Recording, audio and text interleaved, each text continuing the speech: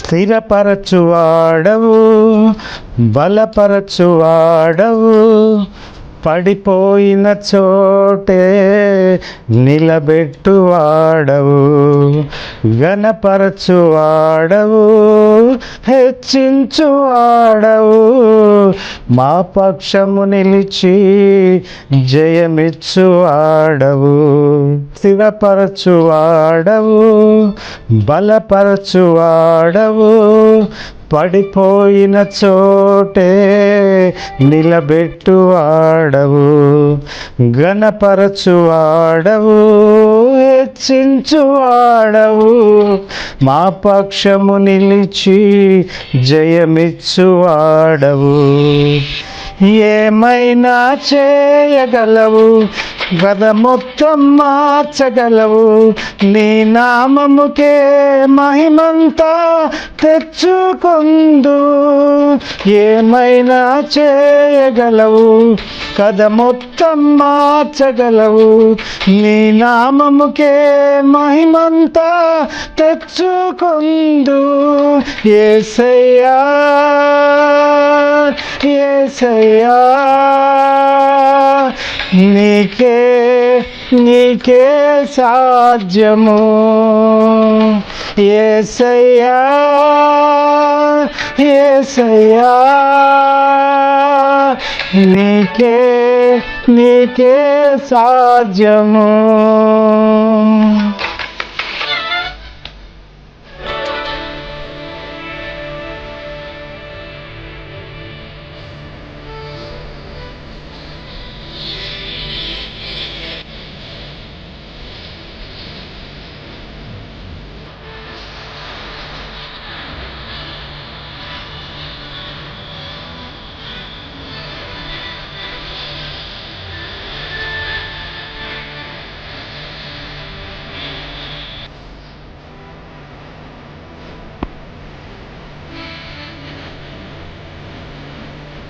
సర్వకృపానిధి మా పరమ కుమ్మరి, నీ చేతిలోనే మా జీవమున్నది. సర్వకృపానిధి మా పరమ కుమ్మరి, నీ చేతిలోనే మా జీవమున్నది. మా దేవా నీవే ఆలోచన ఎంతో గొప్పవి, మా ఊహకు మించిన కార్యములను జరిగించుచున్నవి. మా దేవా నీ ఆలోచనలన్నీ ఎంతో గొప్పవి, మా ఊహకు మించిన కార్యములెన్నో జరిగించుచున్నవి. ఏమైనా చేయగలవు, కథ మొత్తం మార్చగలవు, నీ నామముకే మహిమంతా తెచ్చుకొందు. ప్రభునందు ప్రియ దేవుని సంఘమా, ప్రభు పేట మీ అందరికి వందనాలు తెలియజేస్తున్నాను. దేవుడిచ్చిన ఈ కృపను బట్టి, దేవుడిచ్చిన ఈ గ్రంథము, ఈ పరిచర్య విజయవాడ ప్రాంతంలో, నల్లగుంట ప్రాంతంలో మరి చిన్న ఆశ్రమాన్ని ఏర్పాటు చేసుకుని ఈ పరిచర్య కొనసాగిస్తూ ఉన్నాం. దాదాపు 15 ఏళ్ళుగా ఈ పరిచర్య కొనసాగుతూ ఉంది. మా నాన్నగారు సంగీత రవయ్య గారు, బిషప్ సంగీత రవయ్య గారు గొప్ప దైవజనుడు. ఆయన అపోస్తులు అనాలి ఆయన్ని. అటువంటి అన్ని విడిచిపెట్టాడు, గ్రామాన్ని విడిచిపెట్టాడు, బంధువులు విడిచిపెట్టాడు, దూరపు అడవి ప్రాంతాలకు వెళ్ళిపోయాడు. ఆయన ఎక్కడ బాపట్ల, గుంటూరు జిల్లా నుంచి శ్రీకాకుళం ప్రాంతానికి వెళ్ళిపోయి ఆయన ఆ యొక్క సువార్త ప్రకటించడానికి 70 సంవత్సరాలు ఆయన తన జీవితాన్ని అంకితం చేసుకున్నాడు. భక్తుడు భగవంతునికి అంకితమైపోవాలి, భార్య భర్తకి అంకితమైపోవాలి, శిష్యుడు గురువుకి అంకితమైపోవాలి. అప్పుడే ఆ యొక్క కార్యం జరుగుతుంది. కనుక నాన్నగారి పరిచర్య హిందువుల మధ్య, పేదల మధ్య పరిచర్య, అనేక కష్టాలు, ఇరుకులు, ఇబ్బందులు, వ్యాధులు, బాధలు, సమస్యలే. 7 పిల్లలు, 10 మంది కుటుంబాన్ని పోషించాలి. వ్యాపారం లేదు, వ్యవసాయం లేదు, ఉద్యోగం లేదు, ఉన్న ఆస్తి విడిచిపెట్టుకున్నాడు. ప్రభువు మీద ఆధారపడి 100కి 100 అచ్చంగా 100కి 100 పాళ్ళు ఆయన గొప్ప పరిచర్య జరిగించాడు. 99 సంవత్సరాలు బ్రతికాడు. ఆయన ఎక్కడ అడుగు పెడితే, ఎక్కడ ప్రార్థన చేస్తే, ఎవరి మీద చేతులు వేస్తే అపోస్తులుడు అంటే అదే అధికారం దేవుడిస్తాడు. కనుక ఈ సందర్భంగా దేవుని మాటలు జ్ఞాపకం చేస్తూ ఉన్నాను. దేవుడు తన గ్రంథాన్ని మనకి ఇచ్చాడు. దివారాత్రులు దాన్ని ధ్యానించమన్నాడు. దివారాత్రులు దుస్తుల ఆలోచన చొప్పున నడవక, పాపుల మార్గమున నిలవక, అపహాసకులు కూర్చుంటే చోటును కూర్చుండక, యెహోవా ధర్మశాస్త్రమునందు ఆనందించి దివారాత్రము దానిని ధ్యానించేవాడు. అతడు నీటి కాలువ ఎర్రన నాటబడినదే, ఆకువాడక తన కాలమందు ఫలమిచ్చు చెట్టు వలె అతడు చేయనిదంతయు సఫలమగును. అనేక కుటుంబాలు, అనేక గ్రామాలు, పట్టణాలు, పల్లెలు తిరిగాడు. అటువంటి భక్తుని యొక్క కుమారునిగా నేను మీ ముందుకు రావడం జరుగుతుంది. నేను కూడా బ్యాంకులో పనిచేసి తర్వాత ఈ సేవ చేయాలని అభిలాష కలిగి నాన్నగారు ఏర్పాటు చేసే సంఘాలు బలపరచడానికి, వాళ్ళని సిద్ధపరచడానికి, ఆధ్యాత్మిక విషయాలు వాళ్ళకి తెలియచేయడానికి నేను ప్రయాసపడుతున్నాను. గత క్రిస్మస్ సందర్భాలన్నీ ఒక వారం 10 రోజులు అక్కడే ఉన్నాను. పాలకొండ, వెలగవాడ, నడుకూరు, మంగళాపురం, తొడ్డలి, కొండాపురం, అంపిలి, ఓని, నుంబూరు, సింగనవలస గ్రామాలు, ఆ బిడ్డల కుటుంబాలు మరి పరిచర్య చేయాలి. యేసయ్య కూడా పల్లికి వెళ్ళిపోతున్నాడు. యేసయ్య పట్టణాల్లో పరిచర్య ఉండదు, పట్టణాల్లో వ్యాపారమే ఉంటుంది అంతే. ఎవరిష్టం వారిదే, వినేవాళ్ళు ఉండరు. పట్టణాల్లో ఉద్యోగాలు, వ్యాపారాలు. పల్లెలకు పోవాలనేవాడు యేసయ్య. కనుక నా ప్రియ సహోదరి సహోదరులారా, దేవుడిచ్చిన గొప్ప భాగ్యం, తల్లిదండ్రుల దీవెన, పెద్దల దీవెన ఉండాలి మనకి. సంఘ దీవెన మనకు ఉండాలి, సేవకుల దీవెన మనకు ఉండాలి. అప్పుడే మనం పైకి రాగలం అని దేవుని వాక్యం జ్ఞాపకం చేస్తాడు. అయ్యగారు మరి దివారాత్రులు ధ్యానించమన్నాడు కదా, దివారాత్రులు ప్రార్థించమన్నాడని ఎక్కడైనా బైబిల్లో ఉందా? దివారాత్రులు బైబిల్ చదవమని ఉంది, దివారాత్రులు ప్రార్థించమని ఎక్కడుంది? లూకాసు వార్త 18వ అధ్యాయంలో, లూకాసు వార్త 18వ అధ్యాయంలో చెబుతున్నాడు. అక్కడ 7 చదవండి, 18:7. దేవుడు తాను ఏర్పరచుకున్న వారు దివారాత్రులు తన్ను గూర్చి మొరపెట్టుకొనుచుండగా, దివారాత్రులు అందులో 1వ వచనం చదవండి, 18:1. వారు విసుకక నిత్యము ప్రార్థన చేయుచుండవలెను. కొంతమంది అంటారు దేవుడు మనం డిస్టర్బ్ చేయకూడదండి, పొద్దాక డిస్టర్బ్ అయిపోతాడు ఆయన. అమ్మో, ఆయన చెప్పాడు ఇక్కడ లూకాసు 18వ అధ్యాయంలో, వారు విసుకక నిత్యము ప్రార్థన చేయుచుండవలెనని ఉపమానము చెప్పాను. దేవుడు తాను ఏర్పరచుకున్న వారు దివారాత్రులు తను గురించి మొరపెట్టుచుండగా వారికి న్యాయం తీర్చడా? తర్వాత ఆయన వారికి త్వరగా న్యాయం తీర్చును. 8వ వచనం, ఆయన వారికి త్వరగా న్యాయం తీర్చును, వారి విషయమే కదా ఆయన దీర్ఘశాంతము చూపుతున్నాడని మీతో చెప్పు. అప్పుడే అన్నాడు. తర్వాత ఏమన్నాడు చూడండి, అయినను మనుష్య కుమారుడు వచ్చినప్పుడు భూమి మీద విశ్వాసము కనుగొనునా. అంటే విశ్వాసం తక్కువైపోద్ది. పేరుకి విశ్వాసం లే కానీ లోపల విశ్వాసం ఉండదు. నేతి బీరకాయ, అందులో నెయ్యి ఉండదు. పెరుగు తోటకూర, అందులో పెరుగు ఉండదు. అందుకని పౌలు అన్నాడు, నేను విశ్వాసము కాపాడుకుంటుని, నా పరుగు తొదముట్టించి తిని విశ్వాసము కాపాడుకుంటుని, ఇక మీద నాకు నీతి కిరీటం ఉంచబడి ఉన్నది. విశ్వాసము కాపాడుకున్న వారికి నీతి కిరీటము, శ్రమను సహించిన వారికి జీవ కిరీటము, ఆత్మను సంపాదించే వారికి అతిశయ కిరీటము, ఆత్మీయంగా జీవించే వారికి అక్షయ కిరీటము, కాపరులకు వాడబారిన మహిమ కిరీటము, సంవత్సరము దయా కిరీటము, కుమారుడు వృద్ధులకు కిరీటము, భక్తులకు బహుమతులు ఇస్తాడు. జాగ్రత్త. విసుకగా నిత్యము ప్రార్థించాలి, విసుకగా నిత్యము బైబిల్ చదవాలి. ఈ రెండే క్రైస్తవ జీవితానికి, అభివృద్ధికి, ఆత్మీయ అభివృద్ధికి ఇవి చాలా అవసరాలు. ఈ బైబిల్ గ్రంథంలో 96వ కీర్తనలో చక్కని మాట ఒకసారి జ్ఞాపకం 96వ కీర్తనలో కొన్ని మాటలు ఇక్కడ జ్ఞాపకం చేస్తున్నాడు. 4 నుంచి చదవండి. యెహోవా మహాత్మ్యము గలవాడు, ఆయన అధిక స్తోత్రము పొందదగినవాడు, సమస్త దేవతల కంటేను ఆయన పూజనీయుడు. అంటే దేవతలు ఉన్నారు, లోకంలో దేవతలు ఉన్నారు. కానీ సమస్త దేవతల కంటే ఆయన పూజనీయుడు. జనముల దేవతలందరూ ఒట్టి విగ్రహములే. యెహోవా ఆకాశ విశాలమును సృష్టించిన వాడు సృష్టికర్త.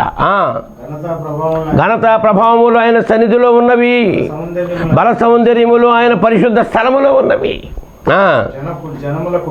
జనముల కుటుంబములారా యెహోవాకు చెల్లించుడి, మహిమ బలములు యెహోవాకు చెల్లించుడి, యెహోవా నామము తగిన మహిమను ఆయనకు చెల్లించుడి, నైవేద్యము తీసుకుని ఆవరణములోనికి రండి అంటూ పరిశుద్ధ అలంకారములు ధరించుకొని యెహోవాకు నమస్కారము చేయుడి. ఇది కథ. పరిశుద్ధ అలంకారములు ధరించుకొని యెహోవాకు నమస్కారము చేయుడి. సర్వభోజనులారా ఆయన సన్నిధి వణుకుడి అని ఇక్కడ పరిశుద్ధ అలంకారములు ధరించుకోవాలట.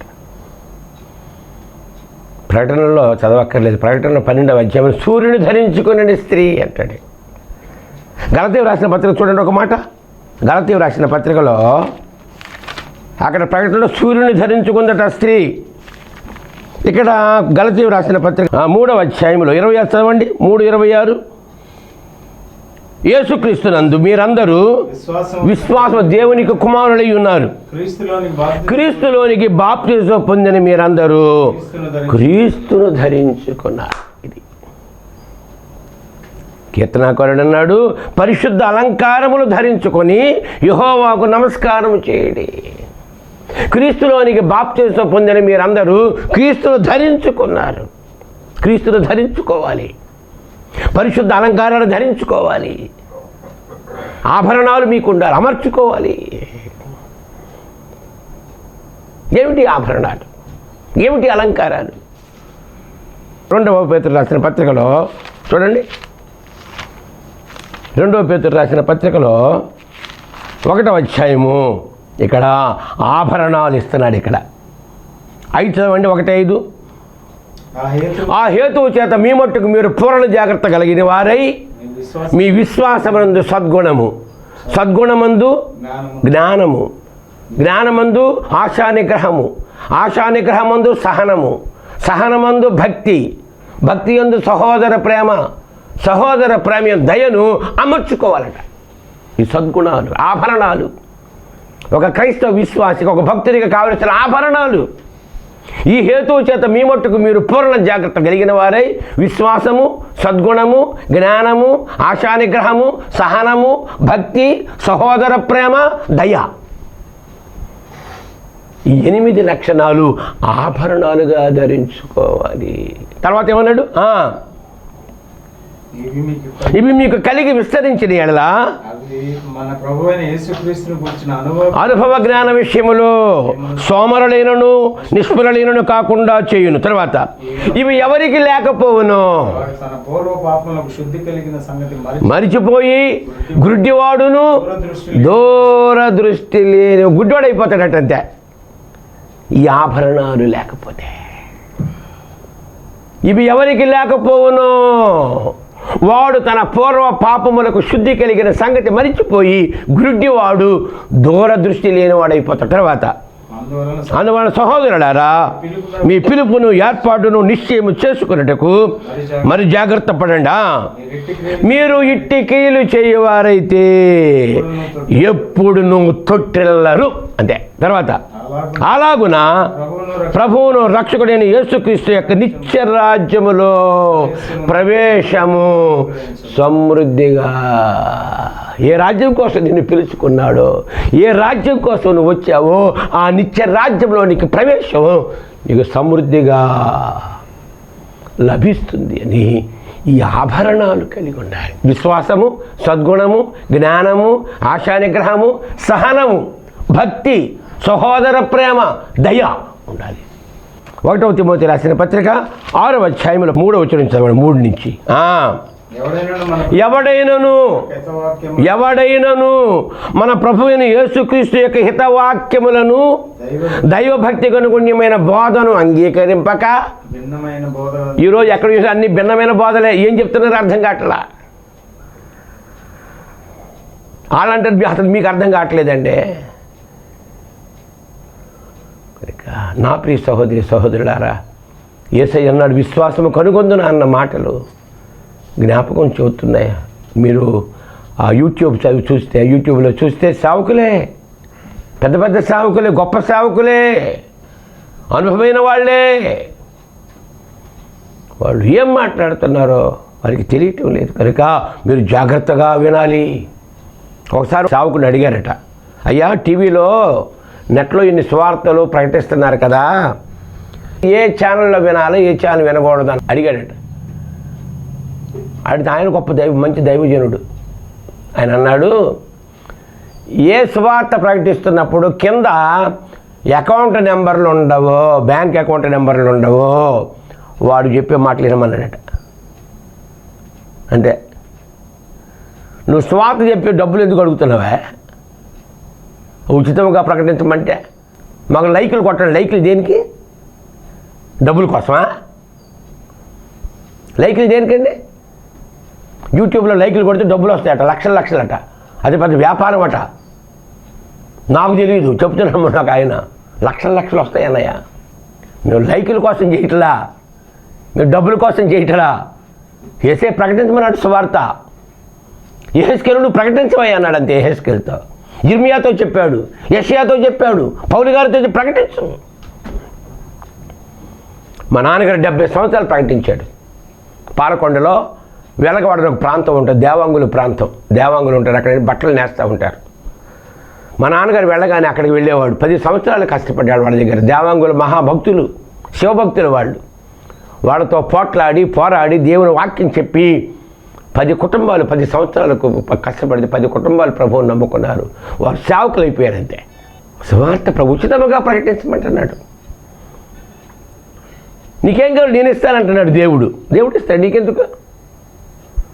నా ప్రియ సహోదరి సహోదరులారా, ఎవడైనను మన ప్రభువుని యేసుక్రీస్తు హితవాక్యమును దైవభక్తికి అనుగుణ్యమైన బోధన అంగీకరింపక భిన్నమైన బోధన ఉపదేశించిన ఎడల వాడేమీ ఎరుగక తర్కములను గూర్చియు వాగ్వాదములను గూర్చియు వ్యర్థముగా ప్రయాసపడుతూ గర్వం వచ్చేస్తుంది. మేము మహాజ్ఞానం అనుకుంటున్న కాళ్ళకాళ్ళే.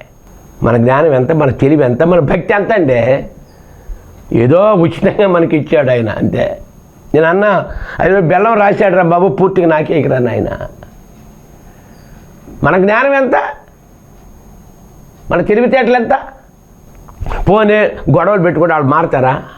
డిబేట్లో తేలుతుందా? డిబేట్ చేసి ఒప్పుకుంటాడా? ఇక్కడ అదే పౌలు గారు రాస్తున్నాడు.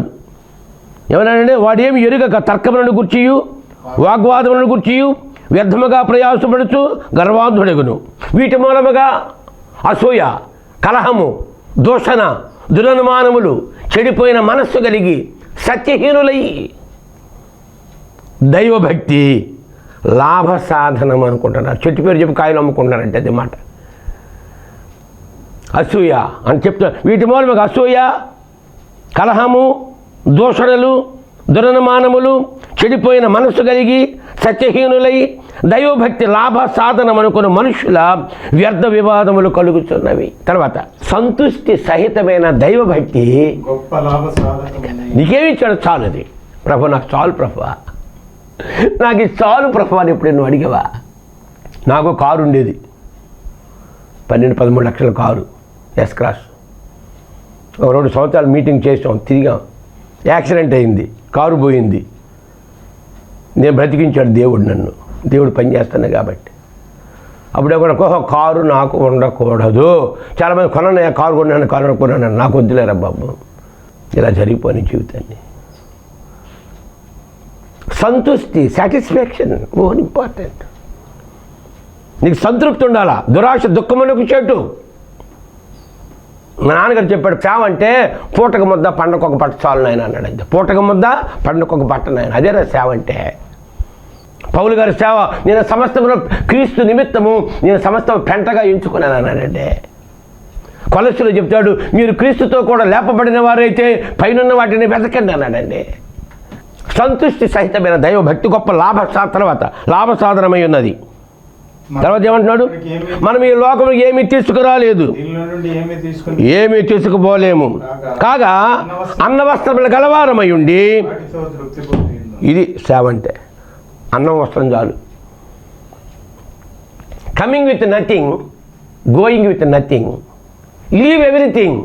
Why you are fighting for everything? Coming with nothing, going with nothing, leave everything. Why you are fighting, why you are running అడుగుతున్నాడు. మనం ఈ లోకంలో ఏమీ తేలేదు, ఏమీ తీసుకుపోలేము, కాగా అన్న వస్త్రముల గలవారమై ఉండి వాటితో తృప్తి పొంది. తర్వాత ధనవంతులగుటకు అపేక్షించువారు శోధనలోను ఉరిలోను అవివేకయుక్తములు హానికరములైన దురాశలలో పడిపోతారంతే. దురాశ దుఃఖమునకు చేటు. ధనవంతులగుటకు ఆశపడేవారు శోధనలోను ఉరిలోను అవివేకయుక్తములను హానికరములైన దురాశలలో పడుదురు. అట్టివి మనుషులను నష్టములోను నాశనములోను. ఒక సేవకుడు ప్రభువుని నమ్ముకున్నాడు, ఒక విశ్వాసి ప్రభువుని నమ్ముకున్నాడు. ఒక సేవకు దగ్గరికి వెళ్ళాడు. ఆ సేవకుడు 20 లక్షలు కొట్టేస్తాడంతే. తమ్ముడితో ఒక 5 లక్షలు ఇయ్యమ్మ, తమ్ముడు 10 లక్షలు ఇయ్యనా, తమ్ముడు ఇదా. ఆ విశ్వాసం ఏమైపోవాలా? ఆ భార్యాభర్తలు ఏమైపోవాలా? వాళ్ళు కష్టపడి సంపాదించిన డబ్బు అండి ఇది. నీ దగ్గర రావడం వాళ్ళు చేసిన నేరమా? ధనవంతులకు అపేక్షించేవారు శోధనలోను ఉరిలోను అవివేకయుక్తములు హానికరములైన దురాశలలో పడిపోతారంతే. అట్టి మనుషులను నష్టములోను నాశనములోను ముంచివేయను. ఇంకా ఆ విశ్వాసి మంచివాడు కనుక అతను సేవలో సాగిపోతాడు. అన్నయ్య పోతే అన్నయ్య, నాకు దేవుడు దొరికాడు అన్నయ్య, నాకు దేవుడు నాకు చాలా, నాకు డబ్బు పోతే పోయిన డబ్బు నాది కాదన్నయ్య అని ఎంత మంచివాడో ఆ బిడ్డ. ఆ భార్య ఊరు ఏ భార్యను ఊరుకుంటుందా? 15 లక్షలు ఇచ్చేస్తే భర్తలు ఊరుకుంటుందటండి, బయటపడేదటండి. ఆ భార్య భర్తలు భక్తులు కనుక చక్కని కొడుకు చక్కని కూతురు, ఆ బిడ్డకి మంచి ర్యాంక్ వచ్చింది ఇంటర్మీడియట్లో, అద్భుతంగా సేవ చేస్తున్నారు. నమ్మి నీ దగ్గరికి వస్తే మోసం చేస్తావా, ముంచేస్తావా? నువ్వు బాగుపడతావా వాడు ముంచితే? ఎందుకనగా ధనాపేక్ష సమస్త కీడులకు మూలం. The root cause of evil is money. Money is the root cause of evil. Yesayya అన్నాడు, ఎవడు 2 యజమానులకు దాసుడుగా ఉండలేడు. ఉంటే దేవుడికైనా దాసుడు కావాలి, డబ్బుకైనా దాసుడుగా ఉంటారు అన్నాడు. డబ్బు కావాలా, దేవుడు కావాలా? ధనమా, దైవమా? ఎన్ని చెప్పండి, మాకు డబ్బు కావాలండి, ఎన్ని చెప్పండి. యేసయ్య వద్దా? యేసయ్య తర్వాత చూద్దాంలేండి, ముందు డబ్బు కావాలి. ఈ పనులను చేస్తే ఎలా డబ్బు కావద్దటండి? సేవ చేయాలంటే కారు కావద్దటండి? చెమటలకు ఏసీ కారు మాకు కావద్దటండి? నువ్వు చేసే సేవకి ఏసీ కారు అనికా?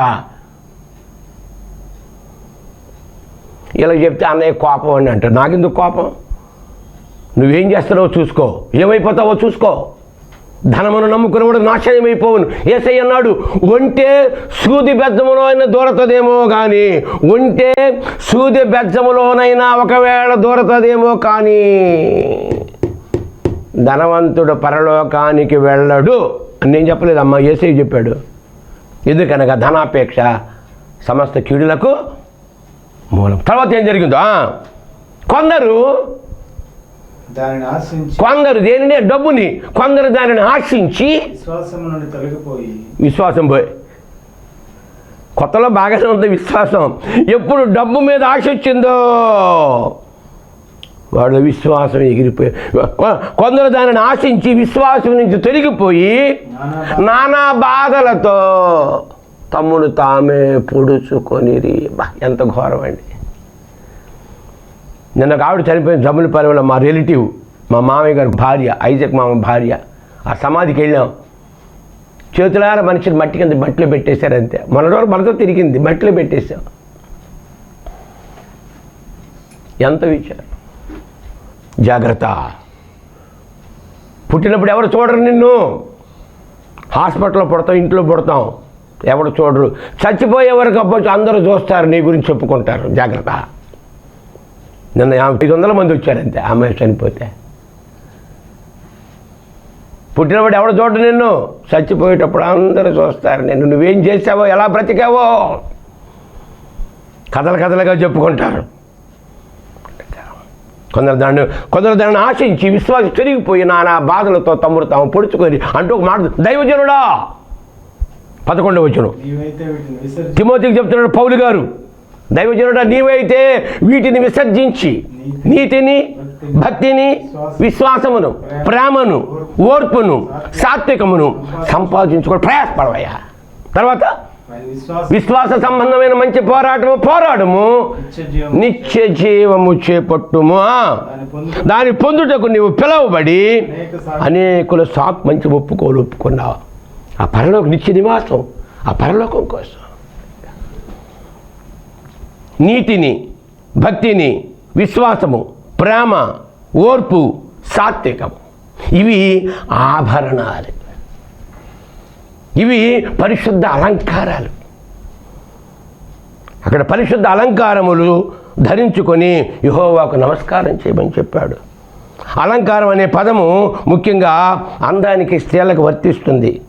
మానవునికి అందం చేకూర్చే అలంకారాలు, సహజమైన అలంకారాలు, బాహ్య అలంకారాలు, అంతరంగిక అలంకారాలు, పరిశుద్ధ అలంకారాలు కావాలి. 1 Petrus 3:1 నుంచి, అటువంటి స్త్రీలారా మీ పురుషులకు లోబడి ఉండుడి. ఒకవేళ నీ భర్త వాక్యానికి అవిధేయుడైతే వారు భయముతో కూడిన మీ పవిత్ర ప్రవర్తనను చూచి వాక్యము లేకుండా తమ భార్యల నడవడి వలన రాబట్టబడవచ్చు. తర్వాత జడలో అల్లుకొనుటయు, బంగారు నగలు పెట్టుకొనుటయు, వస్త్రములు ధరించుకొనుటయు వెలుపటి అలంకారములివి. వెలుపటి అలంకారములు నీకు అలంకారముగా ఉండక సాధువైనట్టు, మృతువైనట్టు, గుణమును అక్షయాలంకారము గల మీ హృదయపు అంతరంగ స్వభావము మీకు అలంకారముగా ఉండాలి. ఇది కథ. దేవుడు ఆంతర్యం ఎరిగేవాడు, నీ అంతరంగాన్ని చూసేవాడు, నీ అంతరంగంలో ఏముందో పరీక్షించేవాడు. మనుషులు పైరూపం చూస్తారు, దేవుడు అంతరంగాన్ని చూస్తాడయ్యా.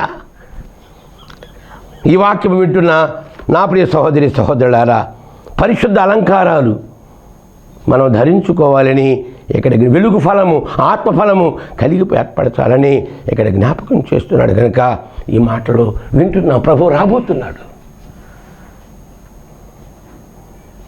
చూడండి, పరమగీత గ్రంథంలో చివరిగా పరమగీత గ్రంథంలో ఒక మాట జ్ఞాపకం చేసి ముగిస్తాను నేను. పరమగీత గ్రంథంలో ఒక మాట జ్ఞాపకం చేస్తున్నాడు. పరమగీత గ్రంథములో విశ్వాసి సేవకుడు ప్రభువుని ఆహ్వానిస్తున్నాడు. చివరిగా పరమగీతం 7వ అధ్యాయంలో 7:13 పుత్రదాత వృక్షము సువాసనను ఇచ్చుచున్నది. నా ప్రియుడా, నేను నీ కొరకు దాచి ఉంచిన నానా విధమైన శ్రేష్ఠ ఫలములు, పచ్చివి పండువి, మా ద్వారబంధముల మీద వేలాడుతున్నాయి. నా ప్రియుడా, నేను నీ కొరకు దాచి ఉంచిన నానా విధములైన శ్రేష్ఠ ఫలములు, అవి పచ్చివి పండువి, మా ద్వారబంధాల మీద. పళ్ళు ఆహ్వానిస్తుంది దేవుణ్ణి. ప్రభు, అది వస్తున్నావరా నాయన? నానావిధ శ్రేష్టమైన ఫలములు నీ కోసం దాచాను. అదే అంతరంగా ఆత్మఫలము, వెలుగు ఫలము. ఈ ఫలములతో నీవు దేవుని ఆరాధించాలి, స్తుతించాలి, కీర్తించాలి. ఆ ఫలమును కలిగి ఉండాలి.